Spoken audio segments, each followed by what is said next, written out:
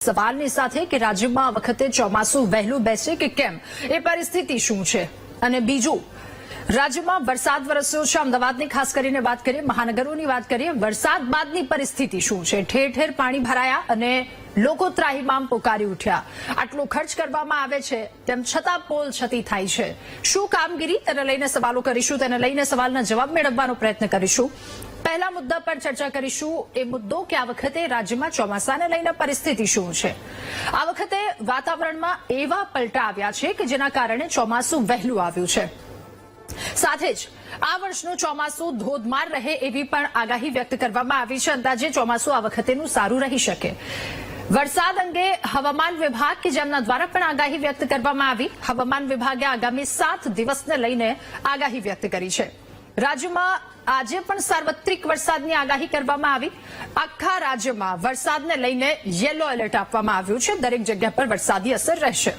આ સાથે upper air cyclonic circulation system સક્રિય થતા અને વરસાદી ટ્રફ લાઇન પસાર થતા વરસાદની આગાહી છે. અમદાવાદ અને ગાંધીનગર કે જ્યાં પણ ગાજવીજની સાથે વરસાદ વરસી શકે તેવી આગાહી વ્યક્ત કરવામાં આવી છે. આ સાથે રાજ્યના મોટા ભાગના જિલ્લાઓમાં આજે મધ્યમ વરસાદની આગાહી. તો એ પ્રકારની પરિસ્થિતિ અલગ અલગ જગ્યા પર વરસાદ વરસ્યો. દક્ષિણ ગુજરાતની વાત હોય, સૌરાષ્ટ્રની વાત હોય, ગત રાત્રે અમદાવાદમાં પણ વરસાદ વરસ્યો. તો ગુજરાત તરફ વરસાદ લાવતી 2 જેટલી વરસાદી સિસ્ટમ સક્રિય થઈ હોવાનું હવામાન વિભાગ દ્વારા જણાવવામાં આવ્યું છે. ભારતીય હવામાન વિજ્ઞાન વિભાગ IMD કે જેમના દ્વારા આગામી 2 જૂન સુધી દેશના વિવિધ ભાગોમાં ભારે વરસાદ, વાવાઝોડું, વીજળી અને ભારે પવનને લઈને ચેતવણી જાહેર કરવામાં આવી છે. આ સાથે દક્ષિણ ભારત, પશ્ચિમી તટ, પૂર્વ ઉત્તર ભારત અને પૂર્વ મધ્ય ભારત તેમજ ઉત્તર ભારતના ઘણા બધા એવા રાજ્યો કે જ્યાં તેની અસર જોવા મળશે. દક્ષિણ ગુજરાતની વાત કરીએ તો ત્યાં આહવા, ડાંગ, વલસાડ, સુરત અને નવસારીમાં ભારે વરસાદ વરસવાની શક્યતા વ્યક્ત કરી છે. જ્યારે કચ્છ અને ઉત્તર ગુજરાતના જિલ્લામાં 50 થી 70 કિલોમીટર પ્રતિ કલાકની ઝડપે પવન ફૂંકાવવાની પણ શક્યતા વ્યક્ત છે. મધ્ય ગુજરાતની વાત કરીએ તો આ વિસ્તારોમાં 31 તારીખ સુધી હળવાથી ભારે વરસાદની આગાહી છે અને 3 જેટલી વરસાદી સિસ્ટમ સક્રિય થતા આ 3 સિસ્ટમની ગુજરાત પર શું અસર વર્તાશે? સવાલ થઈ રહ્યો છે કે ગુજરાતમાં શું રહેશે આ વખતે ચોમાસાની સ્થિતિ. ભારે પવન અને ગાજવીજની સાથે ગુજરાતના કયા ભાગમાં ક્યાં કેટલો વરસાદ વરસી શકે અને કયા ભાગની શું પરિસ્થિતિ રહેશે, એના પર ચર્ચા કરીશું. મહામંથનના પહેલા મુદ્દામાં એ સવાલની સાથે કે રાજ્યમાં ચોમાસું ક્યારથી બેસશે.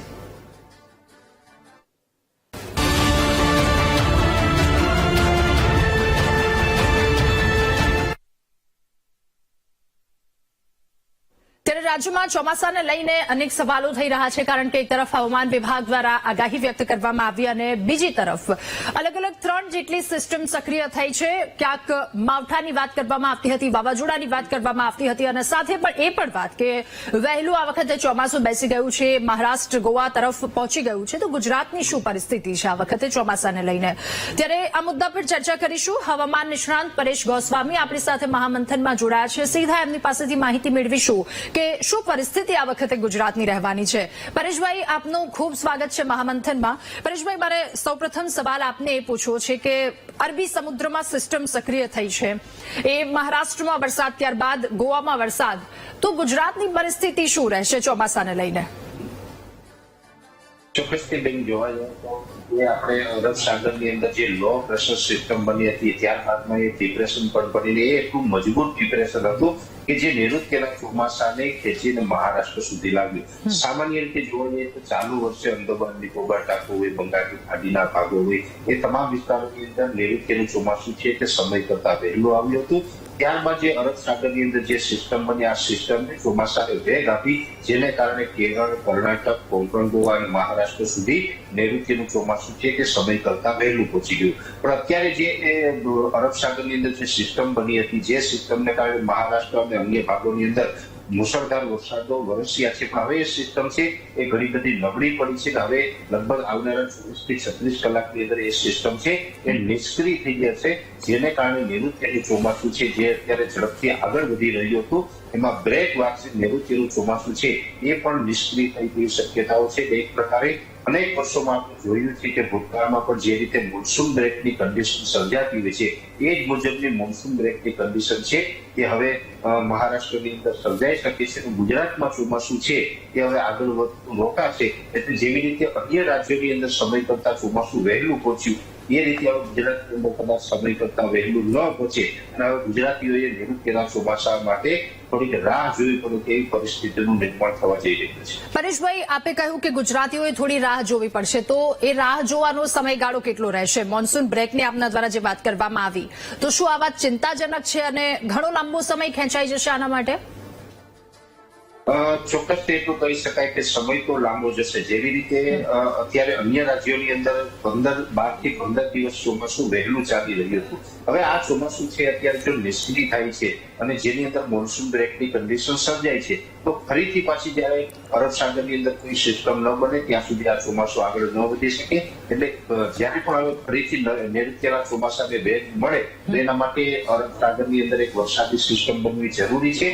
અત્યારે સામાન્ય રીતે જોવા જઈએ તો ગુજરાતમાં જે પ્રી મોન્સૂન એક્ટિવિટી થઈ રહી છે એના ભાગરૂપે જે વરસાદો આવશે તે ચાલુ રહેશે, પણ જે નૈઋત્યનું ચોમાસું આગળ વધવા માટે લગભગ 15 કરતા પણ વધારે દિવસો સમય લાગી શકે છે. એટલે હવે ગુજરાત મિત્રોએ આમ તો 20 જૂન આસપાસ રાહ જોવાની. ઘણી વખત એવું બનતું હોય કે લાંબા ગાળાનું જયારે અનુમાન આપતા હોય એમાં 48 કલાક વહેલું અથવા તો 48 કલાક મોડું આવું થઈ શકે, પણ 20 જૂન આસપાસ આપણે નૈઋત્યના ચોમાસાની આશા રાખી શકીએ.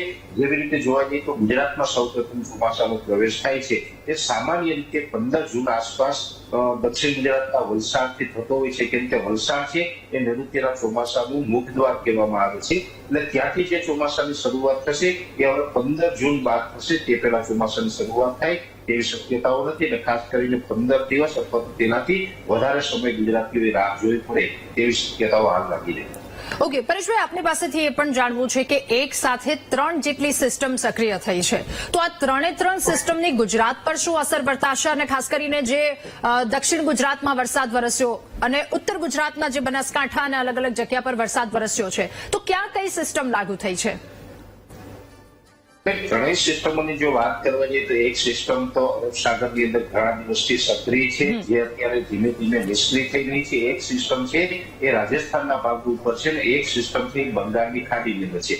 બંગાળની ખાડીની સિસ્ટમની વાત કરવા જઈએ તો થોડા દિવસથી એ બંગાળની ખાડી સક્રિય છે અને જ્યાં એક વેલમાર્ક લો પ્રેશર સિસ્ટમ બની હતી એ આજે 29 મેના રોજ એક મજબૂત ડિપ્રેશનમાં પરિવર્તિત થઈ છે. અત્યારે જે ડિપ્રેશન છે એ ઉત્તર પૂર્વ દિશા તરફ આગળ વધી રહ્યું છે. એટલે બંગાળ અને પશ્ચિમ બંગાળ અને એની સાથોસાથ બાંગ્લાદેશ તરફ એ જે સિસ્ટમ આગળ વધી રહી છે એટલે લગભગ આવતીકાલે બપોર સુધીમાં એ સિસ્ટમ છે પશ્ચિમ બંગાળ અને બાંગ્લાદેશ સુધી પહોંચે અને ત્યાં પછી લગભગ આવનારા 24 કલાકની અંદર મુશળધાર વરસાદના રૂપમાં અસર કરે.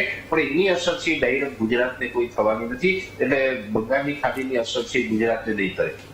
વાત રહી બીજી 2 સિસ્ટમોની, જેમાં એક સિસ્ટમ છે અરબ સાગરની અંદર જેને અસરને કારણે મહારાષ્ટ્રમાં છેલ્લા ઘણા દિવસથી વરસાદ પડી રહ્યા છે. હવે એ સિસ્ટમ અત્યારે નબળી પડી છે, પણ જે રીતે 700 એચપીએ લેવલની સિસ્ટમ સક્રિય હતી એનો ભેજ અત્યારે ગુજરાતની અંદર 850 એચપીએ લેવલે જોવા મળી રહ્યો છે અને હાઈ લેવલના વાદળો છે 500 એચપીએ લેવલ છે. એટલે જે 850 એચપીએ લેવલનો બેન ભેજ છે એને કારણે દક્ષિણ સૌરાષ્ટ્રના ભાગો હોય જેમાં જુનાગઢના દરિયાઈ કાંઠાના ભાગો છે, ગીર સોમનાથ છે, અમરેલી છે, ભાવનગર જેવા વિસ્તારો અથવા તો બોટાદ જેવા વિસ્તારો છે, આ તમામ વિસ્તારોની અંદર હજુ પણ આવતીકાલે 30 તારીખે સાંજ સુધી છૂટાછવાયા અમુક વિસ્તારની અંદર થંડરસ્ટોર્મ એક્ટિવિટીના વરસાદો જોવા મળી શકે છે. અને દક્ષિણ ગુજરાતમાં પણ વલસાડ હોય, વાપી, નવસારી, ડાંગ જેવા વિસ્તારો છે એ તમામ વિસ્તારોની અંદર પણ આવતીકાલે સાંજ સુધી છૂટાછવાયા વરસાદોની શક્યતાઓ છે. ખાસ કરીને દક્ષિણ ગુજરાત અને સૌરાષ્ટ્રની અંદર જ્યાં વરસાદો પડશે એમાં થંડરસ્ટોર્મ એક્ટિવિટી થશે. એટલે જ્યાં વરસાદ પડશે ત્યાં ગાજવીજ અને ભારે પવન સાથે વરસાદો પડી શકે છે. એટલે અરબ સાગરની સિસ્ટમ છે આ રીતે સૌરાષ્ટ્ર અને દક્ષિણ ગુજરાતમાં અસર કરી રહી છે.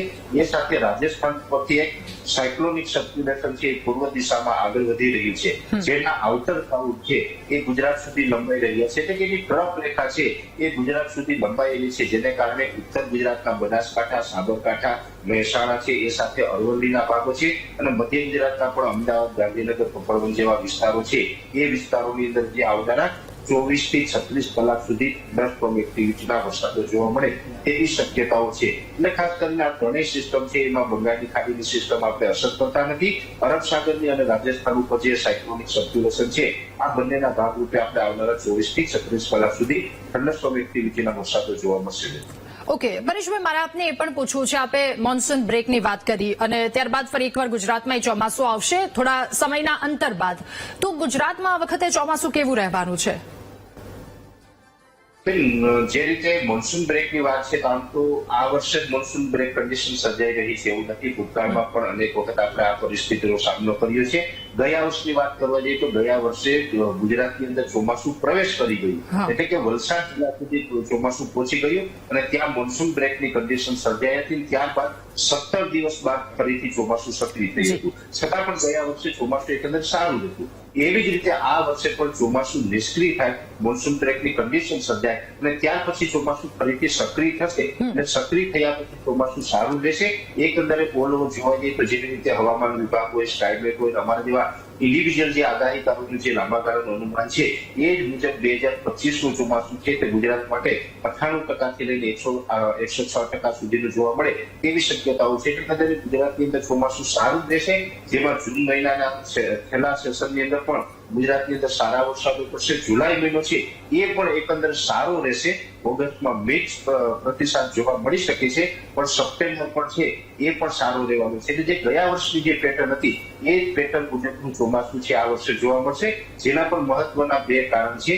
આ વર્ષે જોવા જઈએ તો ઉનાળા દરમિયાન જે લાનિના પોઝિટિવ હતો એ ધીમે ધીમે અત્યારે ન્યુટ્રલ તરફ જઈ રહ્યો છે અને ચોમાસા દરમિયાન છે ન્યુટ્રલ કન્ડિશનમાં રહેશે. એ સાથે આઈડી છે એટલે કે જે ઇન્ડિયન ઓશન ડાયપોલ છે એ પોઝિટિવ ફેઝમાં જોવા મળશે. એટલે જે ન્યુટ્રલ લાનિના છે અને આયોડિન છે પોઝિટિવ છે. આ બંને વસ્તુ છે 2025ના ચોમાસામાં પોઝિટિવ અસર કરશે અને ગુજરાતની અંદર એકંદરે ચોમાસું ખૂબ સારું રહેશે તેવી શક્યતાઓ આલમને લાગી રહી છે. બિલકુલ, એટલે પરેશભાઈ આ તો એક સારા સમાચાર કહી શકાય કે ગુજરાતમાં ચોમાસું સારું રહેશે, 98% આસપાસ આપે કહ્યું છે. હવે સવાલ આપને પૂછવો છે કે માવઠાની હમણાં જે દિવસો ગયા એ પરિસ્થિતિ ખેડૂતો માટે થોડી વધારે કપરી રહી. દક્ષિણ ગુજરાતના ખેડૂતો હોય કે પછી સૌરાષ્ટ્રના ખેડૂતો હોય, તો આ ચોમાસું ખેડૂતો માટે કેવું રહેશે? ખાસ કરીને જોવા જઈએ તો અત્યારે ચોમાસું ચાલુ થાય એ પહેલા ગુજરાતના ખેડૂતોને અનેક પ્રકારનું નુકસાન થયું છે. જેમાં પ્રી મોન્સૂન એક્ટિવિટી છે એમાં મે મહિનાના પ્રથમ અઠવાડિયામાં પણ જોવા મળી, મે મહિનાના છેલ્લા અઠવાડિયામાં પણ જોવા મળી, જેને કારણે ચોમાસું ઉનાળુ પાક ઉપર અસર પણ થઈ છે. પણ હવે જે આગળના સમયમાં જે નૈઋત્યનું ચોમાસું સક્રિય થશે એમાં પોઝિટિવ રહેશે. ગુજરાતના ખેડૂતો માટે ચોમાસું સારું રહેશે. પણ ખેડૂતોએ ખાસ કરીને અહીંયા ધ્યાન એ રાખવાનું છે કે અત્યારે મે મહિનાના છેલ્લા અઠવાડિયામાં જે વરસાદો પડ્યા છે અનેક જગ્યાએ 2.5 થી 3 ઇંચ, 4 ઇંચ, 5 ઇંચ જેવા વરસાદો પણ પડ્યા છે. ખેડૂતોએ વાવેતર કરવાનું ચાલુ પણ કર્યું છે. તો ખેડૂત ભાઈઓને આપણા માધ્યમથી મારે એક અપીલ રહેશે કે અત્યારે જે વાવેતર કરતા હોય ત્યારે અત્યારે મુખ્યત્વે મગફળી અને કપાસ બે પાકનું વાવેતર થતું હોય. જે ખેડૂત ભાઈઓ કપાસનું વાવેતર કરતા હોય એ મિત્રોને મારી અપીલ રહેશે કે અત્યારે વાવેતર ન કરવું જોઈએ. કેમ કે અત્યારે જો વાવેતર કરવામાં આવે તો જુલાઈ અને ઓગસ્ટ મહિના દરમિયાન આપણે પીક બોલ વરુનો સમસ્યા આવતી હોય છે, એટલે કે ગુલાબી ઈયળનો ઉદ્ભવ થતો હોય છે. જે કપાસનું વાવેતર કરતા હોય એવા ખેડૂત મિત્રોએ 15 જૂન બાદ જ કપાસનું વાવેતર કરવું, જેથી કરીને ગુલાબી ઈયળના ઉદ્ભવથી આપણે આપણા કપાસને બચાવી શકાય. મગફળીનું જે ખેડૂત ભાઈઓ વાવેતર કરે છે એ મિત્રોને ખાસ મારી લાંબા ગાળાની આગાહીના ધ્યાનમાં રાખીને એક અપીલ એ છે કે અત્યારે 90 દિવસે પાકતી મગફળી છે એનું વાવેતર ન કરવું. 120 અથવા તો 125 દિવસે પાકે છે એવી લાંબી મુદતની જે મગફળીઓ આવે છે એનું જ વાવેતર કરવું છે. ટૂંકા ગાળાની મગફળીનું વાવેતર કરવામાં આવે તો સપ્ટેમ્બર મહિનામાં હાર્વેસ્ટિંગ ટાઈમે પણ વરસાદને કારણે એનું હાર્વેસ્ટિંગ ટાઈમે મગફળીનું નુકસાન થઈ શકે છે. એટલે ખેડૂતોએ ખાસ વાવેતરમાં ધ્યાન રાખે તો આવનારું ચોમાસું છે તે ખેડૂતો માટે ખૂબ સારું રહેશે, એમાં કોઈ ચિંતાનું કારણ નથી. ઓકે પરેશભાઈ, મારે હવે આપને એ પણ પૂછવું છે કે વરસાદમાં અનિયમિતતા ઘણી જોઈ. એ માવઠાની વાત, એ વાવાઝોડાની વાત આપણે કરી ચૂક્યા છીએ અને હવે વરસાદની આ વાત ફરી એકવાર બ્રેક અને ફરી એકવાર આવશે. તો આ અનિયમિતતા શાના કારણે આટલી બધી આવી રહી છે? સામાન્ય રીતે જોવા જઈએ તો છેલ્લા 1-2 દાયકાથી જે આપણું વેધર સાયકલ છે ખોરવાય છે, જેમાં ખાસ કરીને અરબ સાગરનું તાપમાન હોય, બંગાળની ખાડીનું તાપમાન હોય, આ તમામ તાપમાનો છે નોર્મલ કરતા 2 ડિગ્રી અપ થયા છે. જ્યારે પણ નોર્મલ કરતા તાપમાન અપ થાય ત્યારે વેધર સાયકલ ફરવાતી હોય છે, જેમાં આમ તો સામાન્ય રીતે બધા જાણીએ છીએ એમ વિશ્વ આખું છે અત્યારે ગ્લોબલ વોર્મિંગની પરિસ્થિતિ સામે જરૂરી રહી છે, પ્રદૂષણો વધી રહ્યા છે, વૃક્ષોની સંખ્યા છે એ પણ ચિંતાજનક એની અંદર ઘટાડો થઈ રહ્યો છે. આ તમામ પરિસ્થિતિને કારણે જે દરિયાઈ તાપમાન અપ થયું છે, જેને કારણે આપણે હવે કમોસમી વરસાદ, માવઠું અને વરસાદની અનિયમિતતા છે તે વધી રહી છે. એટલે તાપમાનનું વધવું અને એમાં પણ દરિયાઈ તાપમાનનું વધવું એ આપણા માટે ચિંતાજનક છે. દરિયાઈ તાપમાન વધ્યું છે એને કારણે અનિયમિત વરસાદો તો થયા છે, સાથે સાથે અરબ સાગર અને બંગાળની ખાડીની અંદર જે રેગ્યુલર સાયક્લોનની જે સિઝન હોય છે એ સાયક્લોનની સિઝનમાં સાયક્લોન બનવાની સંખ્યામાં પણ વધારો થયો છે. સામાન્ય રીતે પેલા 2-5 વર્ષે 7 વર્ષે 1 થી 2 સાયક્લોન બનતા હતા, પણ હવે દર વર્ષે 2 થી 3 સાયક્લોનો બની રહ્યા છે. કેમ કે અરબ સાગર હોય કે બંગાળની ખાડી હોય, દરિયાઈ તાપમાન છે જ્યારે 29 ડિગ્રી કરતા અપ થાય ત્યારે ત્યાં વરસાદી સિસ્ટમ બનતી હોય ત્યારે સાયક્લોન બનવાની સંભાવનાઓ વધી જતી હોય છે. એ જ રીતે અત્યારે દરિયાઈ સાયક્લોનો છે એની સંખ્યામાં વધારો થયો છે અને સાયક્લોનોની જે તીવ્રતા છે એ પણ હવે પહેલાની સંખ્યામાં વધી રહી છે. એટલે ખાસ કરીને દરિયાઈ તાપમાન ઊંચું આવ્યું છે, જેને કારણે આપણે આખી વેધર સાયકલ ફરવાઈ રહી છે, જેને કારણે માવઠાઓ પણ પડી રહ્યા છે, તીવ્ર પ્રી-મોન્સૂન એક્ટિવિટી પણ થઈ રહી છે, મોન્સૂન બ્રેકની કન્ડિશન પણ જોવા મળી રહી છે અને વરસાદો પણ અનરેગ્યુલર બેન્ડ થઈ રહ્યા છે. બિલકુલ. પરેશભાઈ, હવે આપની પાસેથી એ વસ્તુ જાણવી છે કે સામાન્ય રીતે જૂનમાં ચોમાસાની શરૂઆત થતી હોય છે, આ વખતે વહેલી ચોમાસાની શરૂઆત થઈ ગઈ. એ ગોવા અને મહારાષ્ટ્ર સુધી તમામ જગ્યા પર અને આ તરફના જે પૂર્વના ભારતના ભાગો છે ત્યાં સુધી પહોંચી ગયું છે, વરસાદ શરૂ થઈ ગયો છે. તો વહેલું ચોમાસું આવી ગયું, એને લઈને કોઈ ચિંતા કહી શકાય કે આ જગ્યા પર વહેલું ચોમાસું આવ્યું છે, ગુજરાત પર કોઈ ચિંતા એનાથી વ્યક્ત થઈ શકે? ના, હાલ જો જે પ્રમાણે જોવા જઈએ તો અન્ય રાજ્યોની અંદર વહેલું ચોમાસું આવ્યું એની કોઈ નેગેટિવ અસર છે ગુજરાતના ચોમાસા પર પડે તેવી શક્યતાઓ નથી. વહેલું ચોમાસું આવ્યું મેં જે શરૂઆતમાં આપણે વાત કરી કે અરબ સાગરની અંદર એક મજબૂત લો પ્રેશર હતું. આ લો પ્રેશરની અસરને કારણે જે વરસાદો પડ્યા છે, સામાન્ય રીતે જોવા જઈએ તો જે ચોમાસું પહોંચી ગયું હોય એની અંદર પવન અને ખાસ કરીને વરસાદની માત્રા ઓછી જોવામાં આવતી હોય. જેવી રીતે આપણે કેરળની અંદર 1 જૂને સામાન્ય રીતે ચોમાસું પહોંચતું હોય તો એનો એક ક્રાઇટેરિયા છે. કેરળની અંદર ટોટલ 14 સેન્ટર છે, એ 14 સ્ટેશનમાંથી 50% કરતા વધારે સેન્ટરની અંદર 2 મિલીમીટર કરતા વધારે વરસાદ પડવો જોઈએ. તો એ પણ આ એક સિસ્ટમને કારણે પડી ગયો હતો. ત્યારબાદ કેરળના જે દરિયાઈ કાંઠા છે, દરિયા કાંઠામાં સતત 2 દિવસ સુધી દરિયા કિનારે 15 km/ની ઝડપે પવન ફૂંકાવો જોઈએ. તો આ સિસ્ટમની અસરને કારણે એ ક્રાઇટેરિયો પણ ફૂલફિલ થઈ ગયો છે. અને ત્રીજો ક્રાઇટેરિયો છે OLR નું ડાઉન થવું. OLR નું ફૂલ ફોર્મ થાય છે out going long wave radiation. એટલે કે જે સૂર્યપ્રકાશ જમીન ઉપર આવે છે અને એનું રિફ્લેક્શન થતું હોય છે, એ નોર્મલ દિવસોની અંદર 300 જે આસપાસનું રિફ્લેક્શન હોય છે, પણ જયારે ચોમાસું બેસી જાય ત્યારે રિફ્લેક્શન ઘટીને 200 કરતા નીચે આવે છે. કેમ કે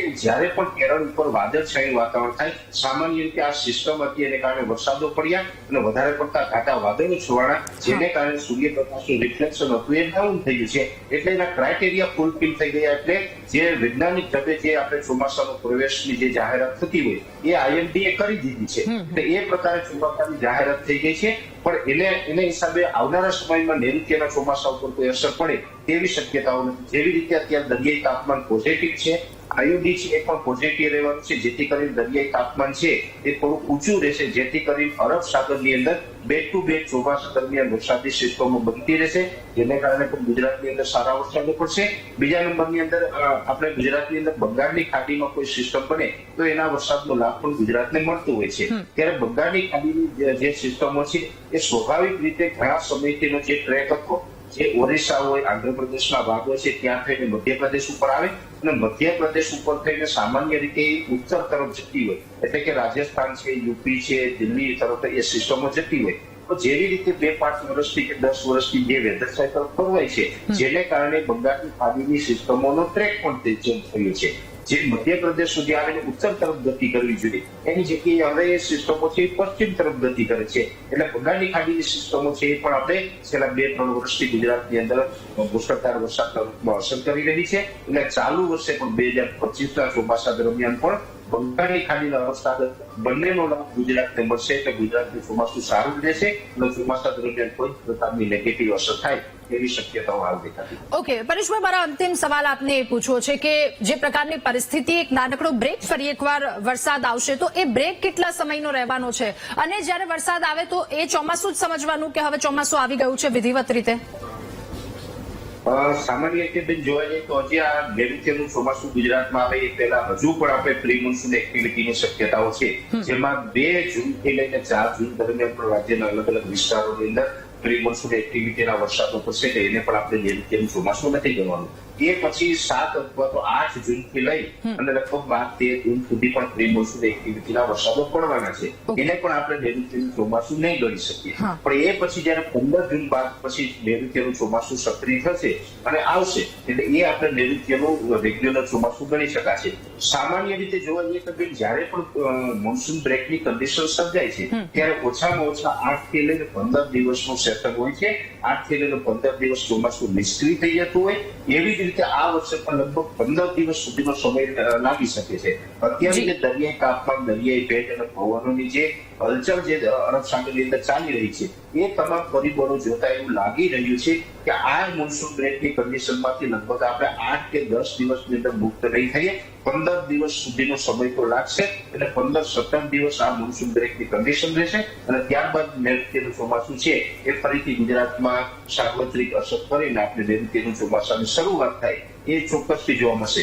સામાન્ય રીતે જ્યારે નૈઋત્યનું ચોમાસાની શરૂઆત થશે એટલે વલસાડ કે જે દક્ષિણ ગુજરાતના ભાગોમાં આવે, ત્યારબાદ દક્ષિણ સૌરાષ્ટ્રના ભાગોની અંદર આવે, ગીર સોમનાથ હોય, જુનાગઢના ભાગો હોય અને ત્યાંથી પછી ધીમે ધીમે ઉત્તર ગુજરાત તરફ જાય એટલે કે વાવ, થરાદ સુધીના વિસ્તારો કવર કરે ત્યાં સુધીમાં ઓછામાં ઓછો 8 થી 10 દિવસનો સમય લાગતો હોય છે. એટલે હવે જ્યારે પણ નૈઋત્યનું ચોમાસું મેં આપણે જે સમય મર્યાદા બતાવી છે એ સમય મર્યાદાની અંદર નૈઋત્યનું ચોમાસું ચાલુ થશે એટલે ચાલુ થશે ત્યારથી 8 થી 10 દિવસની અંદર ઓલ ઓવર ગુજરાતને ચોમાસું છે તે કવર કરી લે છે અને ત્યારબાદ રેગ્યુલર નૈઋત્યનું ચોમાસું છે એ ગુજરાતમાં સારું જશે એવું આંકલન છે. બિલકુલ પરેશભાઈ, આપનો ખૂબ ખૂબ આભાર મહામંથનમાં અમારી સાથે જોડાવા બદલ, આ મુદ્દા પર ચર્ચા કરવા બદલ. તો ગુજરાતમાં ચોમાસું કેવું રહેવાનું છે, શું પરિસ્થિતિ રહેવાની છે, અલગ અલગ 3 જેટલી સિસ્ટમ સક્રિય થઈ છે ગુજરાતની આસપાસ, એની અસર ગુજરાત પર શું છે, એ 15 દિવસનો બ્રેક અને ત્યારબાદ ફરી એકવાર ચોમાસું આવશે, એની પહેલા પ્રી મોન્સૂન એક્ટિવિટી અને આ ગતિવિધિઓ બાદ જ્યારે ફરી એકવાર વરસાદ આવે એટલે કે 15 દિવસ આસપાસનો સમયગાળો